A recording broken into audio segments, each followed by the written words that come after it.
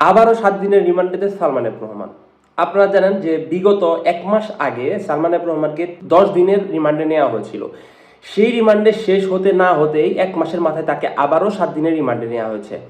তো তার বিরুদ্ধে নানা ধরনের অভিযোগ, টাকা পাচার থেকে শুরু করে বাংলাদেশের যত নিরবিচ্ছিন্ন ঘটনা রয়েছে সেগুলোর প্রত্যেকটার সাথে তিনি জড়িত। তো আজকে কি কারণে তাকে আবার 7 দিনের রিমান্ডে নেওয়া হলো সেটি উঠে এসেছে আজকের এই গুরুত্বপূর্ণ নিউজে। অবশ্যই পুরো ভিডিওটি না টেনে দেখুন। এখানে যেটি লেখা আছে সেটি আমি আপনাদের হুবহু পড়ে শোনাবো। আবারও 7 দিনের রিমান্ডে সালমান এফ রহমান। কি কারণে তাকে রিমান্ডে নেওয়া হলো? সাবেক প্রধানমন্ত্রী শেখ হাসিনার বেসরকারি বিনিয়োগ বিষয়ক উপদেষ্টা সালমান এফ রহমানকে বিস্ফোরণ আইনের মামলায় 7 দিনের রিমান্ড মঞ্জুর করেছে আদালত। আপনারা জানেন সালমান এফ রহমান কিন্তু এগুলোর সাথে সরাসরি সম্পৃক্ত না, তবে দলের একজন বড় প্রভাবশালী নেতা হওয়ায় তাকে এইসব মামলার ভিতরে ঢুকিয়ে তাকে রিমান্ডেতে নেওয়া হচ্ছে। কিন্তু তার বিরুদ্ধে এইসব অভিযোগের চেয়েও বড় অভিযোগ রয়েছে। সেগুলো কি? দেশের অর্থনীতিতে বিশাল এক ক্ষতিপূরণ। তিনি দেশের অর্থনীতির বিশাল এক ক্ষতি করেছে। যেমন বেক্সিমকো কোম্পানির নাম দেখিয়ে তিনি হুন্ডির মাধ্যমে বা ব্যাংকিং চ্যানেলের মাধ্যমে দেশের বাইরে অনেক টাকা পাচার করেছে।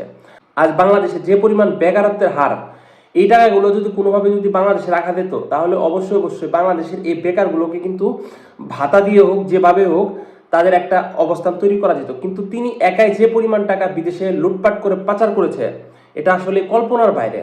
ওই অভিযোগগুলোর জন্য তার কিন্তু কোনো শাস্তি হচ্ছে না, শুধু বিস্ফোরণ মামলা, তারপর হত্যাকাণ্ড মামলা, এগুলাতে হত্যাকাণ্ড মামলায় সে সরাসরি কিন্তু জড়িত না। তো এখানে কেন তাকে নেওয়া হয়েছে, এখানে কেন তাকে 7 দিনের রিমান্ডে নেওয়া হয়েছে সেটি বিস্তারিত লেখা আছে। বুধবার 2 অক্টোবর সকালে ঢাকার মেট্রোপলিটন ম্যাজিস্ট্রেটের একটি আদালত শুনানি শেষে এ আদেশ দেন। এর আগে 29 সেপ্টেম্বর রাজধানীর নিউ মার্কেট এলাকার ব্যবসায়ী আব্দুল ওয়াদুদ হত্যা মামলায় সালমানকে গ্রেপ্তার দেখানো হয়। দেখেন, আব্দুল ওয়াদুদ হত্যা মামলায় সালমান সরাসরি সম্পৃক্ত না, এবং নির্দেশনা কে দিয়েছে এটাও কিন্তু বড় কথা না। বড় কথা হচ্ছে তিনি যেসব মামলায় তাকে শাস্তি দেওয়া উচিত সেসব মামলায় নাম কিন্তু এখানে উল্লেখ কি করা হচ্ছে না। আপনারা জানেন তিনি যে টাকা দেশের বাইরে পাচার করেছে, যে টাকা তিনি দেশের বাইরে ব্যাংকিং চ্যানেলের মাধ্যমে বিনিয়োগ করেছে, সেই টাকাগুলো তিনি ফেরত আনেননি।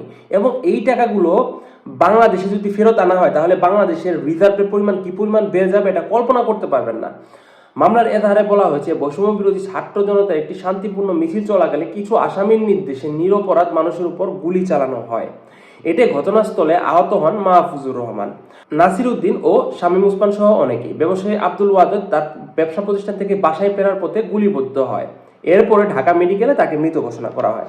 তো এগুলা হচ্ছে তার মামলার বর্তমান পরিস্থিতি। আসলে তিনি কি এই সব মামলার জন্য বাংলাদেশে রিমান্ডে যাচ্ছেন কেন, এটা হচ্ছে সব থেকে বড় কথা। আসলেই তার বিরুদ্ধে যে অভিযোগগুলো রয়েছে সেসব অভিযোগ কিন্তু এখানে তুলে ধরা হচ্ছে না। তো কেন তুলে ধরা হচ্ছে না এটা আপনারাই অবশ্যই কমেন্ট করে জানাবেন।